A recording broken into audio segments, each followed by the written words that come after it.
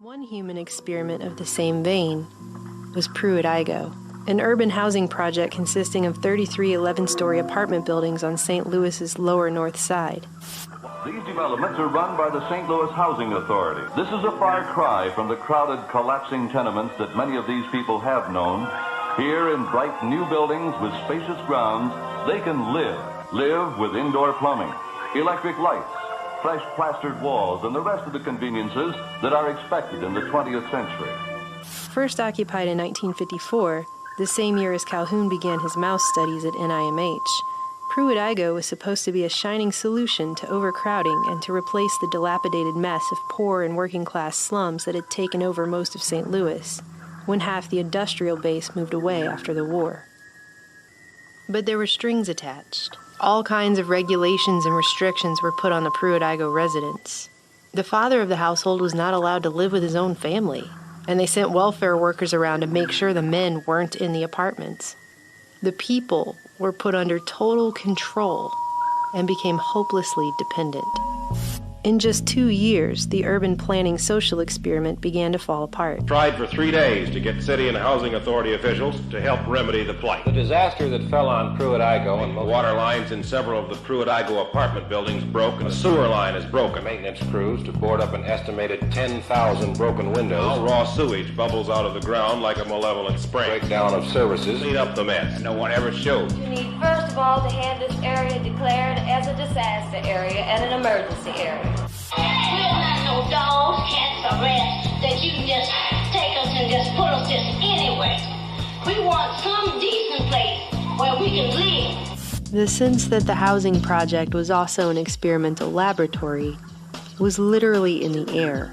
It came out decades later that during the 1950s and 60s, Pruitt-Igoe was even the subject of top-secret chemical warfare tests conducted by the U.S. military.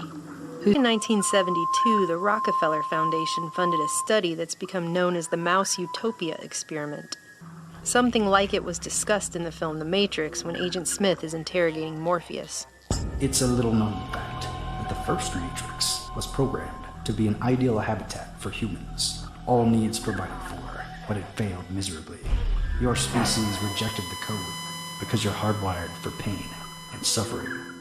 Entire crops of humans died, and we were forced to reconfigure the system. Behaviorist John B. Calhoun built a mouse paradise with limitless food, where the mice would have everything that they would need.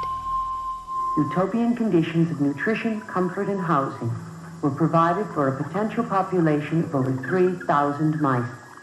In just 2 years, 8 mice turned into 2,200 before they succumbed to a mouse apocalypse. The use of resources became unequal. Although each living unit was identical in structure and opportunities, more food and water was consumed in some areas. What Calhoun found was, once the population increased to a certain threshold, even though they technically had everything they needed, those who lived in the highly populated areas would become randomly aggressive, violent, and withdrawn. Violence became prevalent. Females rarely carried babies to term, and when they did, they hardly cared for them. The larger the population, the less care a mother gives to her nest and young. The younger generations would not even attempt to reproduce, but spent all of their time eating and grooming themselves, and ultimately they grew quite dumb. Other young mice growing into adulthood exhibited an even different type of behavior. Dr. Calhoun called these individuals the beautiful ones.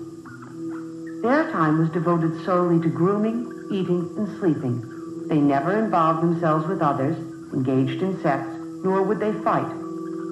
All appeared as a beautiful exhibit of the species, with keen, alert eyes and a healthy, well-kept body.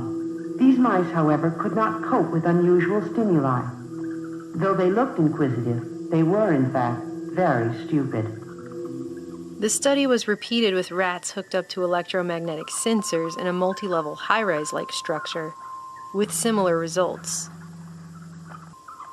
Though they technically had everything they needed, they lacked purpose.